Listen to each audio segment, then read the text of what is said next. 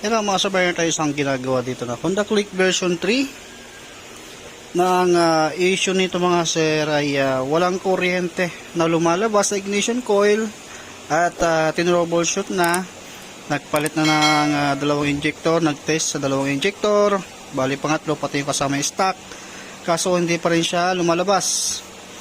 Tapos nagtest na rin ng TPS, ganoon pa rin, dalawang relay dito sa fuse box natin, nagpalit na rin, kaso ganoon pa rin, ayaw rin maglabas ng kuryente hanggang sa binuksan ng stator, chinik din at ganoon pa rin, wala pa rin kuryente lumalabas. Ayan, didemo ko lang muna sa inyo mga sarap para in case na ganito ang mangyari sa inyong motor, lalong lalo na kung version 3 yung motor ninyo.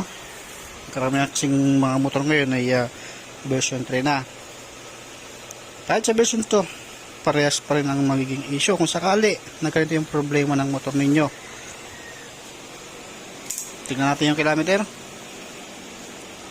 Ayan, 30,000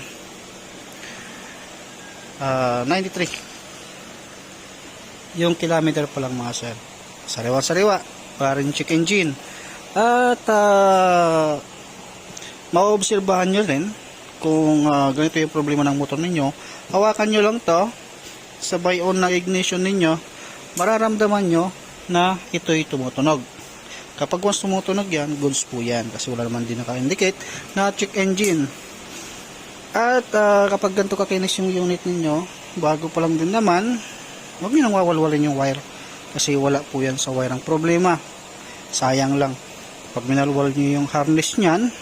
Pero kung na-check nyo, basta huwag nyo munang wawalwalin. Check nyo muna kung may ngat-ngat ng daga. Yan. Kasi sariwa pa yung kanyang wire, ay wala ang problema dyan. Okay, didemo ko lang muna. Sa ganitong problema ng motor kapag walang kuryente, syempre, unang-unang natin ginagawa dyan mga sir, ay nagpapalit tayo ng pesa.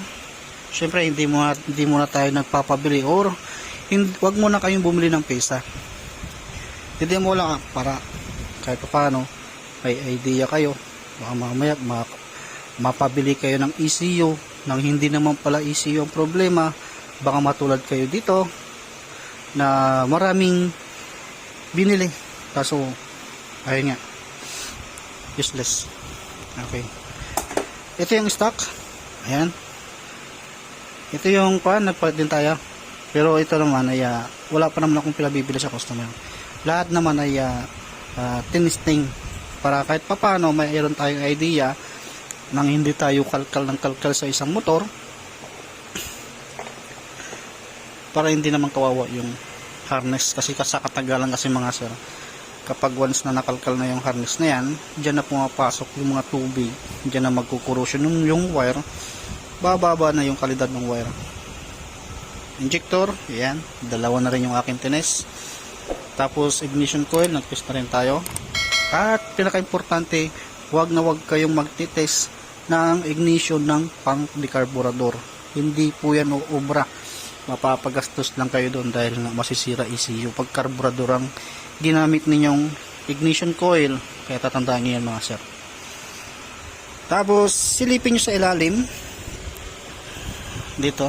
Silipin nyo kung may ngat-ngat ng daga. Makikita nyo naman kung may ngat-ngat ng daga. Mayroon dyan mga plastic, may mga tae na daga. Makikita nyo, kalkal yan, kinagat dyan. Doon lang kayo bubukas. Tapos isusunod nyo, kung hindi naman siya nagre-redondo, doon nyo siya pupuntahan sa side stand. Pero dito mga sir, nagre-redondo to. Tingnan nyo. Okay. Tapos, itry natin tanggalin yung ignition coil. Ipakita ko sa inyo na walang lumalabas na kuryente. Dahilan nung ayaw mag-start yung motor. Puro na lang siya redondo. Para at least may turo ko sa inyo. At malaman nyo, dahil napaka-basic lang ang problema nito mga sir. Napaka-basic lang. Tanggalin ko muna ito. Pakita ko muna sa inyo. Tanggalin ko muna yung spark plug cap. Tututok natin dito. Para makita natin kung mayroon bang lumalabas na kuryente. Kasi papansin nyo, walang check engine. Kahit i-diagnose nyo yan, hindi pa rin makikita na i-diagnose kasi nga wala naman siyang check engine, walang error. Ang pag-diagnose, pag may error, check engine, doon mo makikita. Pero kung walang check engine, hindi mo makikita error niyan. Okay, tanggal to. Okay, ayan, natanggal ko na. Itong ignition coil na to, kinuha ko sa motor na umaandar para makita natin kung talagang mayroong lalabas. Sa pinagtanggalan ko kasi nito, umaandar yung motor. Okay, ayan dyan ko man nilagay. Tapos, start ko. Walang kinalaman sa spark plug kasi nga binaypas na natin spark plug. Dapat dito pa lang magkakaroon na siya ng kuryente. Wala rin kinalaman si side stand kasi nga nagpo-start. Kasi kapag nakababa yung side stand, kahit anong gawin mo, hindi siya magpo-start or hindi siya magre-redundo. Ito.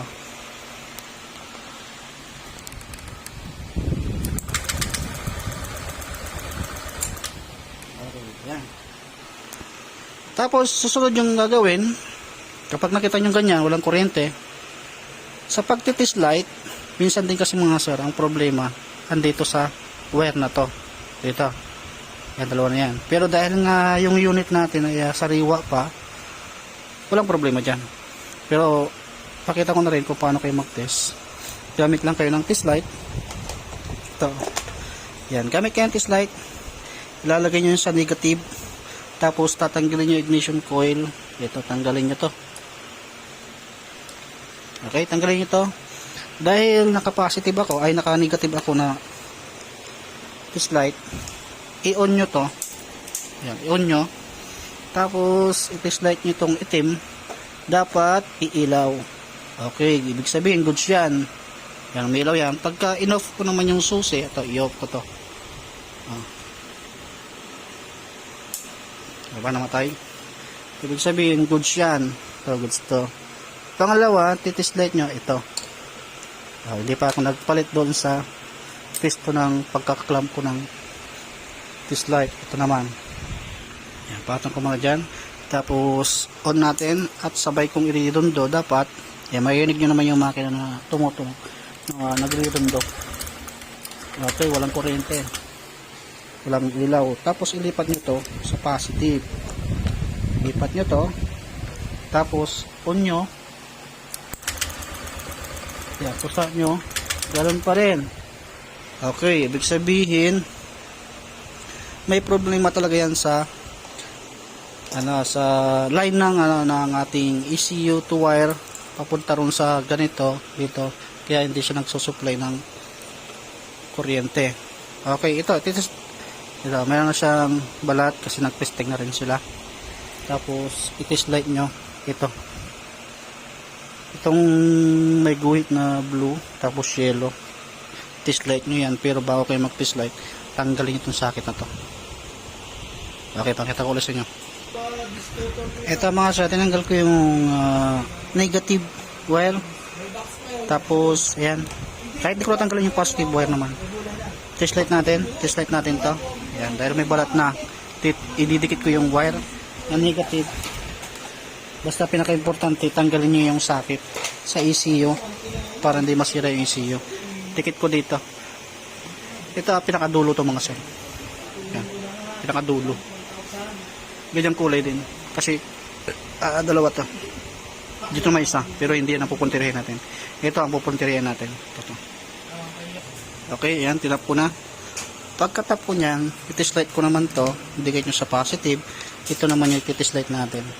Yan, pag umilaw to, goods yung wire niyan. Okay, may ilaw. Yan, mga sir. Yan, umilaw. Kahit sabi mong i-off natin yan. Okay. Off natin. Tapos, test light natin. Uy, medyo. Okay, may ilaw. Ibig sabihin, goods yung wire. Walang problema sa lahat, no? Mga tinanggal. Walang problema. Lahat, goods.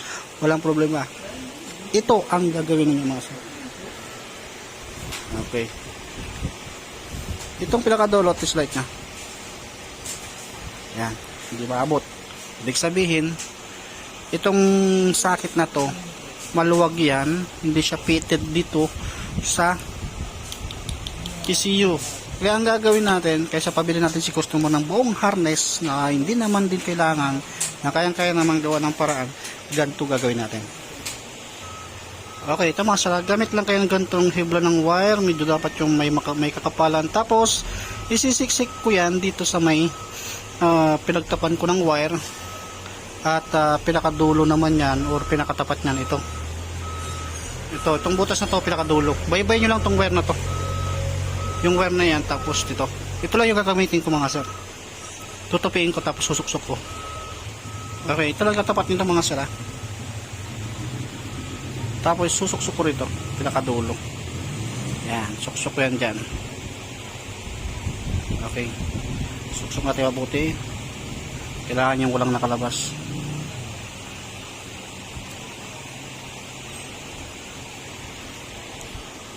Okay, binawasan ko siya mga sir kasi masyadong mahaba. Okay, dyan sa dulo nyo ilalagay, siksik nyo dyan. Yan, yung copper na yan, yan. Tapos saka natin siya ibabalik. Yan, tanggalin ko na to. Tapos mamaya babalutin ko na rin to. Lahat ng mga nakita kong may mga nakabukas ay babalutan.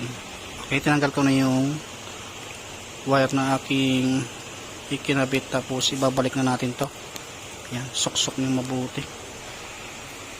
Tapos binalik ko na rin to. Yan. Dito din naman kayo magkakamali dahil may color coding yan. Itim. Green to yellow.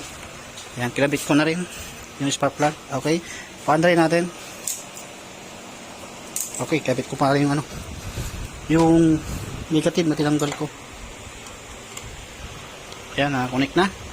Try natin paandarin mga siyang. Walang chicken dyan Okay, paandarin natin. Tingnan natin. Okay, wala pa rin. Tingnan natin baka natanggal. Ayun nga, natanggal nga. Naglagay mo tayo isa ulit. Baka natanggal kasi nung pagganyan ko. Okay, ito mga nagsuksok ako ulit kasi nalaglag pala yung aking nilagay. Yan, tingnan ko para hindi malaglag. Iwasan nyo rin malaglag dyan sa loob ng ng kwan. Okay, on natin. Okay, ayan, umandar siya. Tayo natin. Kanina kasi nalaglag yung aking nilagay, kaya hindi siya nag-start. Ayan, mandar na.